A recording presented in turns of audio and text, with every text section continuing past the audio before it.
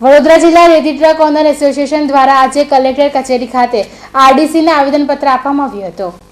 Truck ઓનરોને નડતી સમસ્યાને લઈ truck રેતીના એસોસિએશનના હોદ્દેદારો જિલ્લા કલેક્ટર કચેરીએ પહોંચ્યા હતા, જ્યાં આરડીસીને એક આવેદનપત્ર આપ્યું હતું, જેમાં ટ્રક ઓનરને પડતી અગવડો દૂર કરવાની માંગ સાથે ઓવરલોડ ટ્રકો બંધ કરવાની માંગ કરી હતી, તેમજ રેતીના લીઝ નક્કી કરવા વજન કાંટો ફરજિયાત અને રાત્રિના સમયે રેતી ખનન મુદ્દે પણ રજૂઆત કરી હતી। ટ્રક એસોસિએશન તરફથી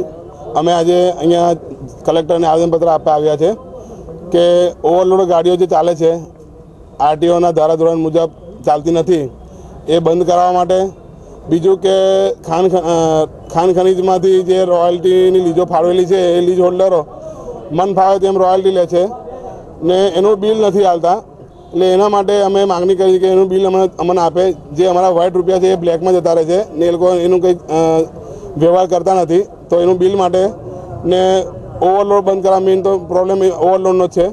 ને ધારાધોરણ પ્રમાણે ભરીને ગાડી આપે અમને ને અમારો બી 7% લીઝ હોલ્ડર આપે, એના માટે અમે મળવા આવ્યા છે।